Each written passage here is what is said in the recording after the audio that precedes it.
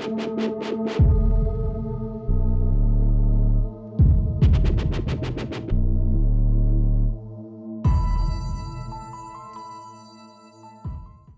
this is Brian Forster, and recent quadcopter mapping at the site of Puma Punku in Bolivia has shown that it's much bigger than previously admitted to and is much deeper than previously admitted to. Now that's great news because that was done, I believe, by an international team, and what it means is that excavations will begin on an extensive basis, supposedly starting in September of 2019. This video footage was made in June of 2019, and this shows one of the previous excavations at Puma Punku. What you'll be able to see is the excavation is very small and also very shallow. Independent ground penetrating radar tests that were done with a crew from Bolivia indicated that there is at least one very large chamber under Puma Punku. And here, watch how this compass reacts when put inside one of the top sections of one of the H blocks. So there's very strange magnetic anomalies also going on at Puma Punku, and we see evidence of ancient cataclysmic damage as well.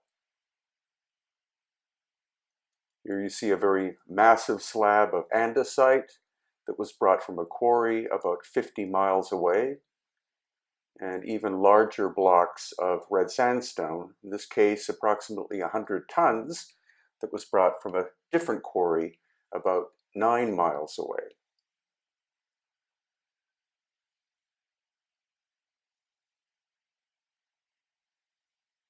Most of academia still insist that Puma Punku was created by the Bronze Age Tiwanaku culture, but the precision of the work we see makes that basically impossible.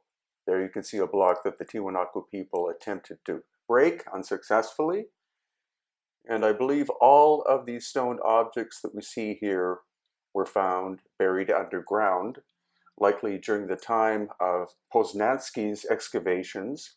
He did work at Puma Punku and Tiwanaku over the course of 50 years.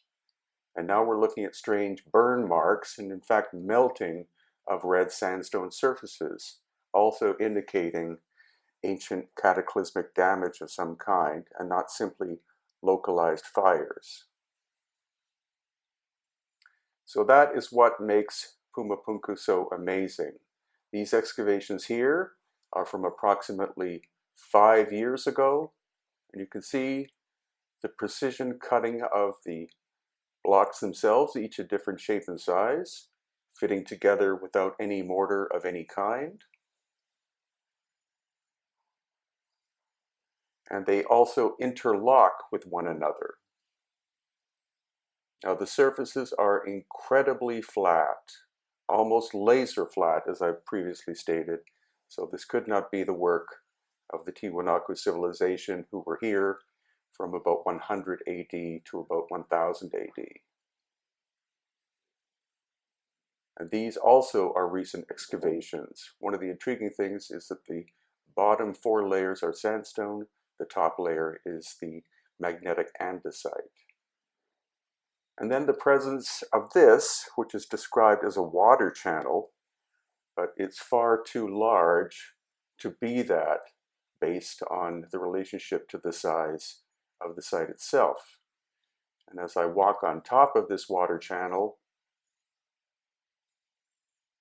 we will see that the stones inside were originally locked together with probably bronze clamps, as you see there. And melting bronze at 13,000 feet in elevation would be very difficult to do. This is a Tiwanaku civilization wall construction.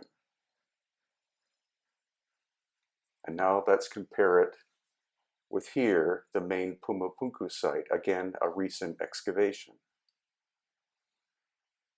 Again, I keep talking about this ancient cataclysm, and I believe what happened was there was a tsunami wave that struck the northern side of the Puma Punku complex, and this is where we see a lot of devastation happening.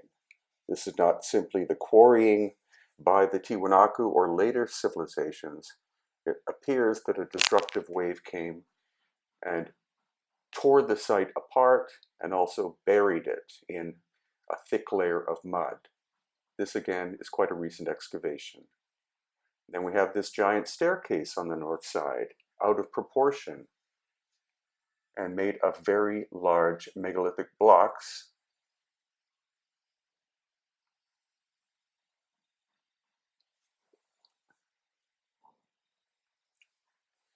This is likely a schematic of what Puma Punku originally looked like. And then going back to the staircase, again you see these very large blocks and then later smaller repair work. And one of the most intriguing stones that we see is off in this field, still within the Puma Punku complex, but I don't think anyone knows where it originally came from.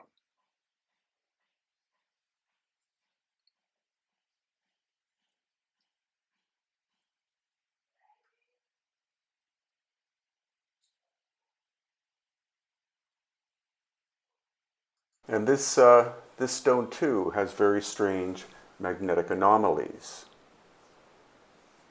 So in part 2 of this video from June 2019, we're going to be exploring Tiwanaku, which is the sister site of Puma Punku.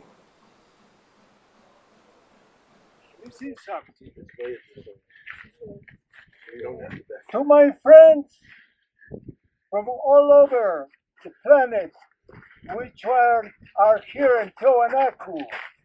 Tiwanaku welcome. Have the strong feelings what we're going to have it here. Thank you very much.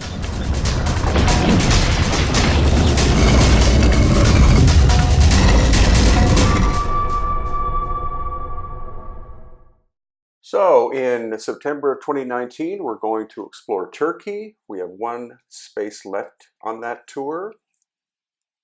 In January, it's off to India to explore lost ancient high technology and metaphysics. In March, our annual tour of Egypt, exploring once again lost ancient technology and metaphysical aspects. And immediately after that, we're going to Israel to explore examples, again, of lost ancient high technology and megalithic things. Then in June of 2019, I'll be speaking at Contact in the Desert in California. Also in June of 2020, we have our Inti Raimi tour where we're going to Puma Punku again. And this is one of my books about Puma Punku and Tiwanaku at Amazon.com.